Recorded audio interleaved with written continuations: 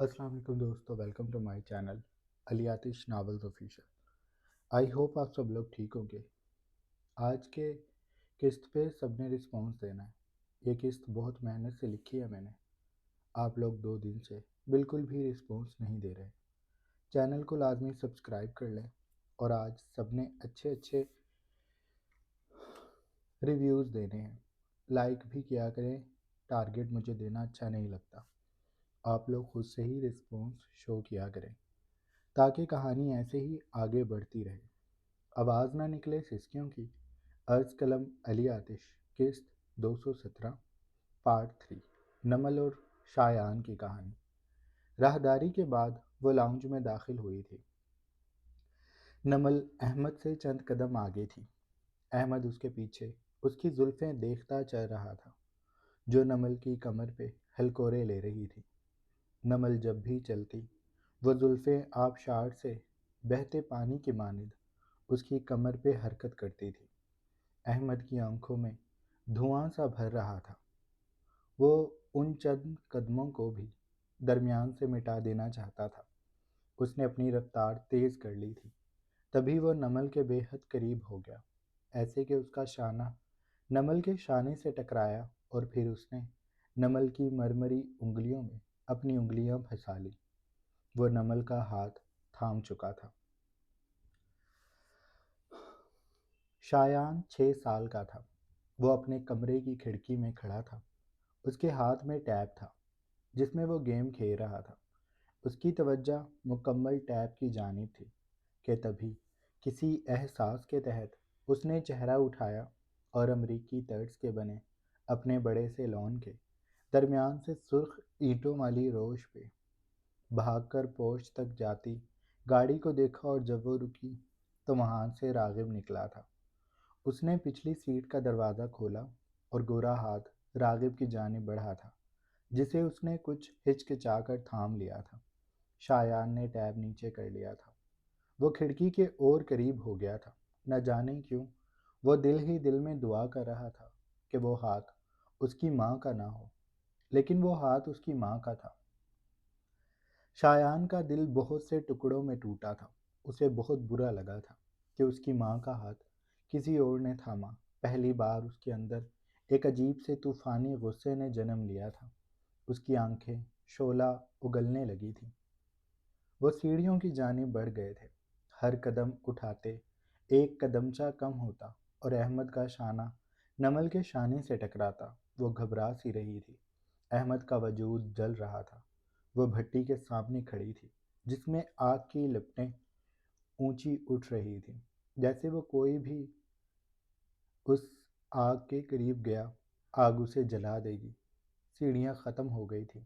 نمل نے اپنا ہاتھ چھڑانے کی کوشش کی، لیکن احمد نے اسے ایسا کرنے نہ دیا۔ اس نے نمل کو جھٹکا دیا۔ وہ اس کی طرف توازن کھو کر گری اور احمد نے اسے پہلوؤں سے تھام لیا۔ احمد کے دونوں ہاتھ اس کے پہلوؤں پہ تھے۔ تبھی احمد اسے جھٹکے سے قریب کرتا اس کے چہرے پہ آنے والی سیاہ زلفوں کو سمیٹ کر کان کے پیچھے کر چکا تھا۔ انہوں نے امریکہ میں کبھی عید پاکستانی انداز میں نہیں منائی تھی، لیکن جب سے راغب نامی وہ 23-24 سالہ مرد ان کے گھر آیا تھا، بہت کچھ بدل گیا تھا۔ یوں لگتا تھا جیسے وہ اس گھر کو کنٹرول کر رہا ہے، جبکہ شایان کا معصومانہ دماغ یہ سمجھنے سے قاصر تھا کہ جس کے کنٹرول میں گھر ہے وہ خود اپنی ڈوریں راغب کی مرضی خود سے جان کر الجھا رہی ہے۔ وہ زیبا تھی جو راغب کی مرضی جاننے کے لیے متجسس رہتی تھی، اسی کی بات کو اہمیت دیتی، اور اب پہلی بار اسی کی وجہ سے انہوں نے چاند رات بھی منائی تھی تاکہ راغب کو پاکستان کی کمی محسوس نہ ہو۔ زیبا اس رات مہندی لگوانے گئی تھی۔ وہاں مہندی والی ملنا بڑا مشکل تھا، لیکن دوڑ دھوپ کے بعد وہ مل گئی تھی۔ زیبا کے ہاتھ کوہنیوں تک مہندی سے رنگے تھے، اور جب وہ لاؤنج میں بیٹھی تھی تب راغب کو اس نے آواز دی تھی۔ شایان اس کی آواز سن کر کمرے سے نکلا تھا۔ وہ ریلنگ تک آیا تھا جب اس نے راغب کو ہاتھ بڑھا کر زیبا کے گالوں سے بالوں کو سمیٹتے دیکھا۔ شایان کے ہاتھوں کی گرفت ریلنگ پر مضبوط ہو گئی تھی۔ اس گھر کی ساری روشنیاں بجھا دی گئی تھیں، بس سورج کی کرنیں موہت تگ و دو سے اندر آ رہی تھیں۔ ان سے نیم اندھیرا ہو رہا تھا۔ اس اندھیرے میں احمد نے بڑے اسپیکرز میں ایک دھن چلا لی۔ وہ اب ایک کمرے میں تھے، ایک ایسا کمرہ جس میں کچھ بھی نہ تھا۔ وہ بالکل خالی تھا اور اس کی چھت کے اوپر ایک سفید روشنی لگی تھی جو احمد کے اوپر تھی۔ احمد نے اشارے سے نمل کو اپنی جانب بلایا۔ وہ چھوٹے چھوٹے قدم لیتی اس تک پہنچی۔ احمد نے اس کا ہاتھ اپنے شانے پر رکھا اور دوسرے کو اپنی انگلی میں الجھا لیا۔ احمد کا سیدھا ہاتھ اس کی کمر پہ تھا۔ نمل کا سرخ دوپٹہ اس کے شانے سے ڈھلک گیا تھا۔ گلے کا گہرا گھاٹ اب احمد کی نگاہوں کے سامنے تھا۔ وہاں سے رعنائیوں کی لکیر دکھائی دیتی تھی جس نے دو خوبصورتیوں کو تقسیم کیا ہوا تھا۔ اس کے کاندھے سے سٹیپ بھی جھلکتا تھا، سیاہ سٹیپ جو قدم سے آگے گردن پہ آ گیا تھا۔ احمد کا بے ساختہ دل کیا وہ اس میں انگلی الجھا لے، لیکن اس نے ایسا نہ کیا۔ دھن بجنے لگی تھی۔ وہ نمل کو کمر سے حرکت دے رہا تھا۔ نمل متحرک ہونے لگی۔ دھند سحر کی مانند فضا میں پھیلتی چلی گئی اور دیواروں سے دھواں اٹھنے لگا۔ وہ دھواں گہرا ہو رہا تھا، لیکن وہ دونوں اس دھوئیں سے بے نیاز ایک دوسرے کی آنکھوں میں کھوئے ہوئے تھے۔ یہ پارٹی کی بات ہے۔ اس کا باپ پارٹی میں نہیں پہنچ سکا تھا، پر زیبا وہاں موجود تھی۔ اس کے ساتھ راغب تھا اور شایان کو لگا کہ زیبا کو راغب کے علاوہ کسی چیز کا ہوش نہیں ہے۔ زیبا کی دوست نے اسے مجبور کیا کہ وہ ڈانس فلور پر آئے۔ انکار کرنے کے باوجود بھی اس کی دوست نہ مانی اور اسے آنا پڑا، اور اس فلور پہ اکیلا کوئی نہ تھا۔ پہلے وہ اپنی دوست کے ساتھ ناچتی رہی، پھر اس کی دوست نے گھوم کر راغب کا ہاتھ تھاما۔ اس کے قریب ہوتی وہ اس کے ساتھ ڈانس کرتی رہی۔ پھر اسی طرح جب راغب نے اس کے ہاتھ کو اونچا کر کے گھمایا تو وہ منظر سے ہٹ گئی اور اس کی جگہ زیبا موجود تھی۔ یہ اتفاق تھا، لیکن جو بھی تھا شایان کے لیے شرمندگی کا باعث تھا۔ دھوئیں کے مرغولوں کے درمیان اس کی ماں گہرے گلے والی جدید ڈریس کے ساتھ ناچ رہی تھی۔ اس کے کندھے کا سٹیپ جو شایان بھی دیکھ سکتا تھا، کیا راغب کی نگاہوں سے اوجھل ہو سکتا تھا؟ شایان ڈنر سوٹ میں ملبوس، بو ٹائی لگائے کھڑا اس منظر کو دیکھ رہا تھا۔ اس کے ہاتھ میں جوس کا گلاس تھا اور اس سے اب برداشت نہیں ہوا تھا۔ وہ آگے بڑھا۔ اس نے فلور پہ جا کر راغب کے بازو کو اپنے چھوٹے سے ہاتھ سے تھاما اور پھر اگلا پل ایسا تھا کہ سب بالکل خاموش ہو گئے تھے اور زیبا یقین نہیں کر پا رہی تھی کہ چلانے والا شایان ہی ہے۔ وہ دونوں ایک دوسرے میں اس حد تک کھو گئے تھے کہ ماحول سے بالکل بے نیاز ہو گئے تھے۔ نمل اور احمد کا جسم پسینے سے بھیگنے لگا تھا۔ نمل کے بال گردن، ماتھے اور کمر پہ پسینے سے چپک گئے تھے۔ اس کی قمیض بھی بھیگتی اس کے جسم سے جا لگی تھی۔ اس کی نسوانی خوبصورتی وضاحت سے احمد کے سامنے تھی۔ احمد اسے رکنے نہیں دے رہا تھا۔ نمل نے اپنی گردن پیچھے گرا لی تھی۔ وہ اپنی سدھ بدھ کھو چکی تھی اور احمد کی انگلیوں میں اس کی ڈوریاں آ چکی تھیں۔ وہ جیسے چاہ رہا تھا اسے حرکت دے رہا تھا، اور نمل کے کانوں میں بس وہ دھن تھی جس نے اس پہ جادو کر دیا تھا، جو اس کی سوچنے سمجھنے کی صلاحیت کو سلب کر چکی تھی۔ وہ گھوم رہی تھی، احمد اسے گھما رہا تھا۔ وہ گھومتی رہی، پھر اس کا پاؤں پھسلا اور وہ گر جاتی اگر احمد اسے اپنی باہوں میں نہ لیتا۔ ان دونوں کی سانسیں بھاری ہو رہی تھی، اتنی بھاری کہ دیواروں سے ٹکرا رہی تھی۔ تبھی احمد نمل کے چہرے پہ جھکا۔ اس نے ہتھیلی سے نمل کے ماتھے پہ آیا پسینہ رگڑ کر صاف کیا۔ نمل کا دل تیز تیز دھڑک رہا تھا۔ احمد کی آنکھوں میں کچھ تھا جو نمل دیکھ کر سمٹ رہی تھی۔ پھر اس نے احمد کو اپنے ماتھے کو چومتے دیکھا۔ اس کے ہاتھ رینگنے لگے تھے اور وہ رینگتے حدیں پار کرتے۔ تبھی کمرے کا دروازہ دھڑام سے کھلا۔ راغب جو زیبا کو پیچھے دھکیل رہا تھا تھم گیا۔ زیبا بھی رک گئی۔ نیم وا دروازے میں شایان کھڑا تھا۔ وہ دونوں ہی نہیں جانتے تھے کہ شایان جارحانہ انداز آگے بڑھا۔ شایان، تمہاری ہمت کیسے ہوئی میری ماں کو ہاتھ لگانے کی؟ وہ حلق کے بل دھاڑا تھا۔ یہ شایان پارٹی والے شایان سے بڑا تھا، 18 سال کا شایان، جو زیبا کے راغب سے شادی کر لینے کے بعد زیبا کے ساتھ آ گیا تھا۔ زیبا اسے ہکا بکا سی دیکھ رہی تھی۔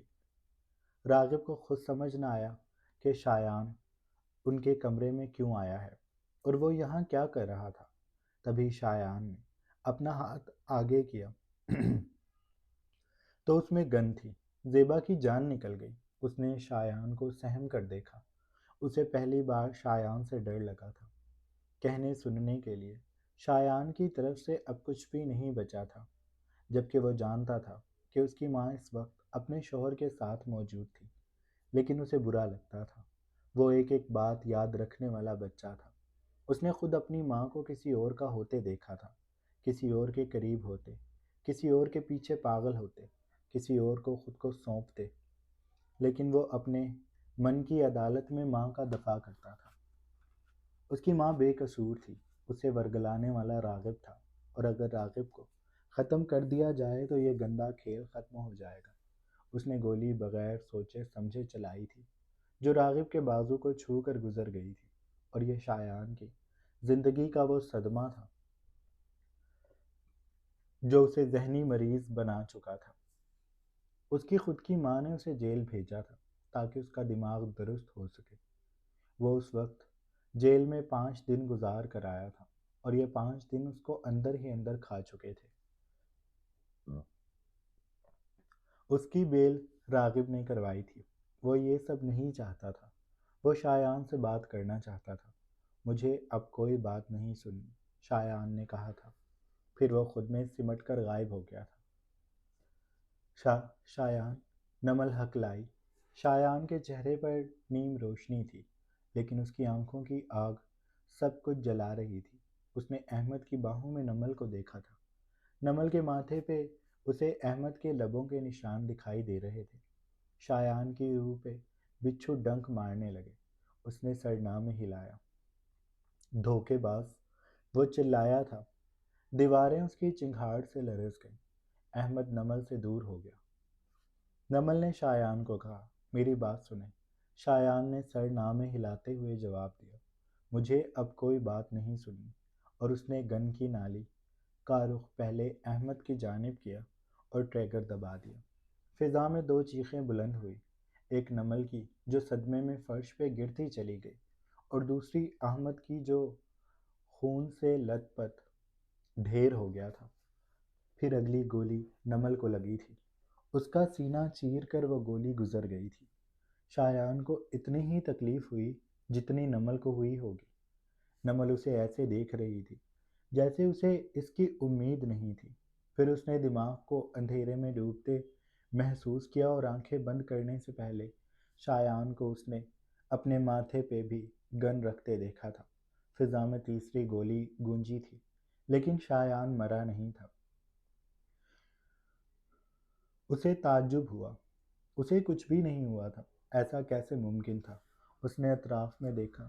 اس کی بھویں سمٹ گئیں۔ وہ گاڑی میں تھا، پر وہ تو کمرے میں نمل، احمد اور وہ۔ تبھی ایک اور اونچی آواز ابھری تو شایان چونکا تھا۔ اس نے گاڑی سے باہر دیکھا۔ وہاں ایک بچہ کھڑا ماچس کی ڈبی سے سرخ پٹاخے کو رگڑ کر سڑک پہ پھینک رہا تھا۔ شایان کے اعصاب ڈھیلے پڑ گئے۔ اس نے اپنا ماتھا اسٹیئرنگ سے ٹکا لیا۔ نمل احمد کے ساتھ گھر میں تھی۔ وہ ایک بار پھر جلنے لگا۔ ماضی اس کے سامنے تھا، اور وہ مستقبل کو اپنے نظریے سے دیکھ رہا تھا۔ کیا اس کی بیوی اس کی ماں جیسی نکلے گی؟ اس کے ساتھ بھی وہی ہو رہا ہے جو اس کے باپ کے ساتھ ہوا تھا، جبکہ وہ تو نمل کو توجہ دیتا تھا، پر اس کا باپ بھی تو زیبا کو توجہ، محبت سب دیتا تھا۔ دھوکہ دینے والے خود کوئی بھی وجہ ڈھونڈ لیتے ہیں جس سے وہ دھوکہ دے سکیں۔ تو کیا نمل اسے دھوکہ؟ شایان نے سر تیزی سے نہ میں ہلایا۔ ایسا ممکن نہیں ہو سکتا، نمل ایسا نہیں ہے۔ عقب نما شیشے میں جو اس کا عکس تھا، وہ اچانک بول اٹھا، تو کیا تمہاری ماں ایسی تھی؟ اس کے سوال پہ شایان نے نگاہیں چرائیں تو اسے شہ ملی۔ ہر عورت ایسی ہی ہوتی ہے، اندر جاؤ اور ان دونوں کو رنگے ہاتھوں پکڑ لو، انہیں سزا دو، انہیں جینے کا حق نہیں ہے۔ شایان نے عکس کو دیکھا۔ میں اس سے محبت کرتا ہوں، مجھے اس پر اعتبار ہے۔ عکس تلخی سے ہنسا۔ اس کی محبت نے تمہیں اندھا کر دیا ہے۔ تم جان بوجھ کر اندر نہیں جانا چاہتے، جبکہ تم جانتے ہو اندر کیا ہو رہا ہوگا۔ شایان کے خون میں ابال اٹھنے لگے۔ نمل احمد کے قریب ہو گئی۔ احمد اسے اپنی باہوں میں لیے کھڑا ہوگا، وہ اس کی جبیں کو چوم رہا ہوگا۔ شایان نے سختی سے آنکھیں میچ کر کہا، نہیں، ایسا نہیں ہو رہا ہوگا، یہ سب میرا وہم ہے۔ عکس پھر ہنسا۔ تو اندر جاؤ۔ شایان جانے لگا۔ اس نے دروازہ کھولا، پھر بند کر دیا۔ تم جانتے ہو اندر کیا ہو رہا ہوگا۔ اب کی بار جب عکس بولا تو شایان نے پوری قوت سے شیشے پہ مکہ مارا تھا۔ کانچ کڑچ سے ٹوٹ گیا۔ ایک ٹکڑا اس کے ہاتھ میں بھی پیوست ہوا تھا۔ خون شیشے کے لگتے ہی ٹپک ٹپک کر اس کے آفس ڈریس پہ بہنے لگا۔ وہ ایسی نہیں ہے، میں اندر نہیں جاؤں گا۔ وہ میری نمل ہے، وہ مجھے دھوکہ نہیں دے سکتی، اور اگر دیا تو میں اسے اور خود کو اپنے ہاتھوں سے ختم کر لوں گا۔ اس نے گاڑی کو ریورس کیا اور پھر زناٹے سے آگے بڑھا لی۔ وہ شرارتی بچہ اب بھی پٹاخے بجا رہا تھا، اور گھر میں موجود احمد اور نمل یہ نہیں جانتے تھے کہ شایان کس اذیت سے یہاں سے نکلا ہے۔ فوٹو شوٹ جیسے ہی مکمل ہوا، نمل جلدی جلدی اپنا سامان سمیٹنے لگی۔ احمد بھی کیمرہ وغیرہ رکھ رہا تھا۔ نمل نے اپنا سامان سمیٹا اور احمد کو دیکھ کر بولی، میں جا رہی ہوں، آج دیر ہو گئی۔ اگر شایان میرے یونیورسٹی پہنچنے سے پہلے وہاں پہنچ گئے تو میرے لیے بڑا مسئلہ ہو جائے گا۔ احمد نے سامان کو سمیٹ کر اس کی جانب دیکھا اور بولا، میں تمہیں چھوڑ آتا ہوں۔ نمل نے سر دائیں بائیں ہلایا، نہیں، تم رہنے دو۔ میں تو اس بات پر بھی پچھتا رہی ہوں کہ میں تمہارے ساتھ یہاں کیوں آئی۔ مجھے ٹیکسی یا رکشے کا انتظار کرنا چاہیے تھا۔ اگر شایان نے ہمیں دیکھ لیا تو کیا ہوگا؟ احمد اس کی بات پر ہلکا سا ہنسا۔ تم اتنی اوور تھنکنگ کیوں کرتی ہو؟ ایسا کچھ بھی نہیں ہوا ہوگا۔ شایان آفس میں ہے، تم بلا وجہ سوچتی رہتی ہو۔ نمل کو ابھی تک اس کی بات کا احساس نہیں تھا کہ وہ اپنا فون کہیں گرا چکی ہے۔ اس کے لیے اس کا موبائل اس کے پرس میں موجود تھا۔ کلائی پر بندھی گھڑی کو اس نے ایک بار پھر دیکھا اور پھر احمد کی کسی بھی بات کا جواب دیے بغیر وہ اسٹوڈیو سے نکل گئی۔ احمد اس کے پیچھے لپکا تھا۔ میں تمہیں چھوڑ دیتا ہوں نمل، ہم دوسرے راستے سے چلے جائیں گے۔ نمل نے سر دائیں بائیں ہلایا، مجھے دوسرے تیسرے راستے نہیں دیکھنے، میں سیدھے راستے سے جاؤں گی، لیکن اکیلی جاؤں گی۔ وہ کہہ کر تیزی سے وہاں سے نکل گئی تھی۔ احمد اسے ہر شوٹ کے پیسے ساتھ ساتھ دے رہا تھا۔ اس کے پاس اتنے پیسے ہو گئے تھے کہ لیزا کی دوائیاں آسانی سے آ رہی تھیں۔ کچھ فاخر اور دیا بھی مدد کر رہے تھے، لیکن اس سب میں نمل کا سب سے زیادہ ہاتھ تھا۔ اور اب اس کے بعد احمد جو اپنی کلیکشن کے لیے شو آرگنائز کرنے والا تھا، اس سے ملنے والی رقم جو اسپانسرز احمد کو دے رہے تھے وہ کافی بڑی تھی، اور اس میں سے احمد نے وعدہ کیا تھا کہ وہ آدھی رقم نمل کو دے گا، جس سے نمل کی آدھی پریشانی دور ہو جائے گی۔ وہ اس بات پر بے حد خوش تھی۔ بس یہ سب 2 دن اور چلنا تھا، پھر وہ احمد سے پیسے لے کر یہاں آنا چھوڑ دے گی، اور پھر وہ شایان کو بھی سب کچھ سچ بتا دے گی۔ لیکن وہ کیا جانتی تھی کہ شایان سب کچھ جان چکا ہے، لیکن غلط طریقے سے۔ شایان وہاں سے سیدھا اپنے فارم ہاؤس پہنچا تھا۔ اسے شہر کے شور شرابے سے دور جانا تھا اور اپنے اندر اٹھنے والے غصے کو پرسکون کرنا تھا۔ یہ وہی جگہ تھی جہاں وہ پہلے بھی آیا تھا، سمندر کے دہانے پہ بنا وہ چھوٹا سا فارم ہاؤس، جس میں شایان نے داخل ہوتے ہی وہاں رکھی چیزوں کو توڑنا پھوڑنا شروع کر دیا تھا۔ اس کے ہاتھ کا زخم ابھی تازہ تھا، جس کا خون کچھ دیر پہلے ہی نکلنا بند ہوا تھا، لیکن اب پھر دیواروں سے جب وہ ہاتھ ٹکرائے تو خون پھر سے رسنے لگا۔ اس کی پینٹ پر بھی خون کے دھبے موجود تھے، لیکن وہ اپنے اندر اٹھنے والی اذیت بھرے طوفان کو پرسکون کرتا، چیزوں کو تہس نہس کرتا جا رہا تھا۔ نمل وہاں کیوں گئی؟ آخر کیوں؟ ایک ہی سوال اس کے اندر شور کر رہا تھا، جس کا جواب نمل کے علاوہ کسی کے پاس نہیں تھا۔ وہ جب چیزوں کو توڑتے توڑتے بالکل تھک گیا تو صوفے پر ڈھیر سا ہو گیا۔ اس کی شرٹ کے اوپر کے بٹن کھلے ہوئے تھے، اس کی حالت بکھری بکھری سی تھی۔ اس نے آنکھوں کو میچا، اپنے دونوں ہاتھوں سے سر کو تھام لیا جو بری طرح دکھ رہا تھا۔ ہاتھ سے نکلنے والا خون اس کے ماتھے پر لگ گیا تھا۔ اسے اس بات کا احساس ہی نہیں تھا کہ اس کے ہاتھ سے خون رس رہا ہے جو اس کے کپڑوں کو بھی رنگتا جا رہا ہے۔ وہ ہر چیز سے بے نیاز تھا۔ میں نمل سے بات کروں گا، اس نے فیصلہ کیا، لیکن پھر وہ رک گیا۔ آنکھوں کو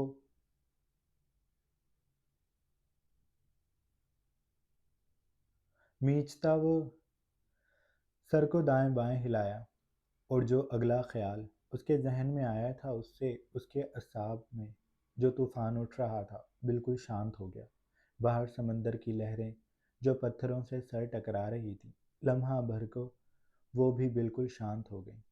شایان کو ہر طرف پرسکون سرسراہٹیں سنائی دینے لگی تھی۔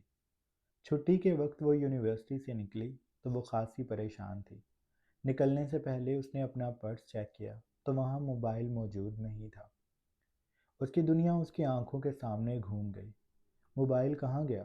وہ تیزی سے دوبارہ یونیورسٹی میں داخل ہوئی، جہاں جہاں سے گزری تھی اس نے ساری جگہوں کو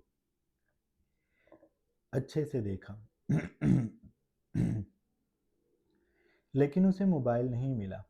اس نے کمپلین درج کروا دی اور کلرک سے فون لے کر اس نے احمد سے بھی پوچھ لیا کہ کہیں وہ موبائل اس کے اسٹوڈیو میں تو نہیں بھول گئی، لیکن احمد نے انکار کر دیا۔ وہاں پر اس کا موبائل موجود نہیں تھا۔ نمل نے اپنا سر دونوں ہاتھوں میں تھام لیا۔ شایان اسے کالز کرتا رہا ہوگا اور اسے اس بات کا احساس ہی نہیں ہوا کہ اس کا موبائل اس کے قریب نہیں ہے۔ اس نے موبائل کہاں گرا دیا؟ وہ منتشر وجود کے ساتھ یونیورسٹی سے نکل گئی تھی۔ یونیورسٹی کے محراب کے نیچے کھڑی وہ سامنے موجود سڑک کو دیکھ رہی تھی۔ سڑک کے دونوں دوسرے کنارے پر جہاں شایان کی گاڑی ہر روز کی اس کا انتظار کر رہی ہوتی تھی، آج وہاں پر گاڑی موجود نہیں تھی۔ شایان کو آنے میں دیر ہو گئی تھی۔ جب وہ آیا تو نمل تیزی سے اس کی جانب بڑھی۔ شایان گاڑی سے نہیں نکلا تھا اور نمل بھی گاڑی کے آتے ہی اس طرف دوڑ لگا دی تھی۔ گاڑی کے دروازے کو کھول کر وہ اندر بیٹھی۔ اس کے چہرے پر پریشانی پھیلی ہوئی تھی۔ شایان نے جو موبائل اسے دیا تھا وہ آئی فون کا نیو ماڈل تھا اور اس کی قیمت نمل جانتی تھی۔ اس نے 3-4 لاکھ کو نہ جانے کہاں ٹھکانے لگا دیا تھا۔ گاڑی میں بیٹھتے ہی اس نے شایان سے کہا، آپ نے میرا موبائل دیکھا؟ مجھے وہ نہیں مل رہا۔ میں گھر تو نہیں بھول گئی تھی؟ وہ دوبارہ سے اپنے پرس کو کھنگال رہی تھی۔ اس نے شایان کی طرف نہیں دیکھا تھا۔ وہ اپنی پریشانی میں اتنی الجھی ہوئی تھی کہ اسے گرد و نواح سے کوئی سروکار نہیں تھا۔ تبھی شایان اس کی آنکھوں کے سامنے اس کا موبائل آیا تو نمل کا تیز تیز چلتا اپنے پرس میں ہاتھ رک گیا۔ اس نے بے ساختہ دل پہ ہاتھ رکھا۔ او شکر ہے یہ آپ کے پاس تھا۔ موبائل کو ابھی وہ تھامتی کہ اس کی نگاہیں شایان کی ہتھیلی پر گئیں۔ وہاں پر خون کے دھبے تھے۔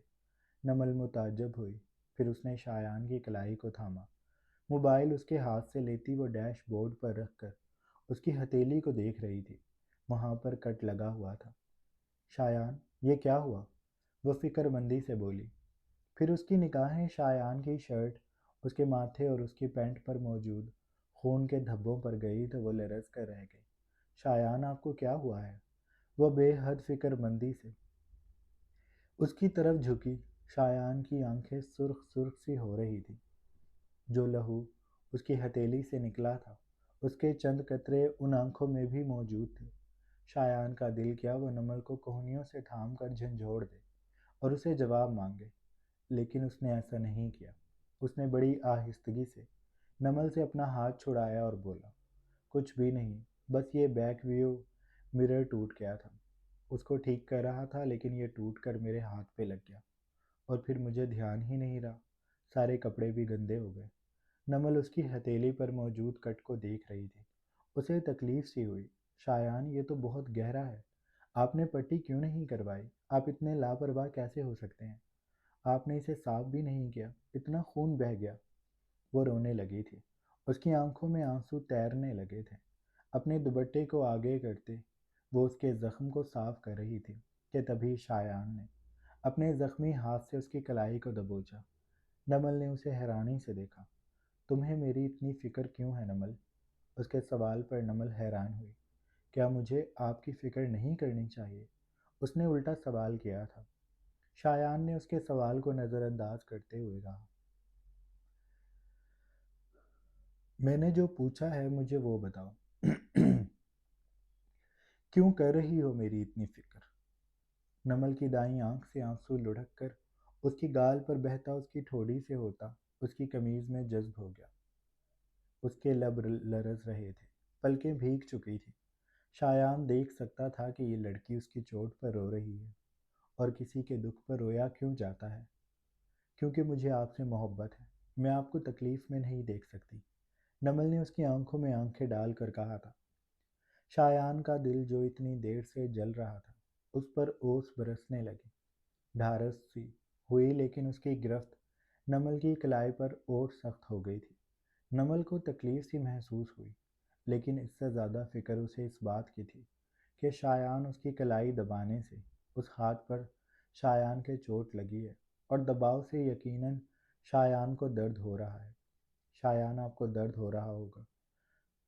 شایان نے اس کی آنکھوں میں دیکھ کر سر کو جنبش دی اور بولا، درد تو بہت ہو رہا تھا نمل۔ اس نے کلائی پکڑے رکھی۔ آپ میرے ساتھ ڈاکٹر کے پاس چلیں، وہ بھرائی آواز سے بولی۔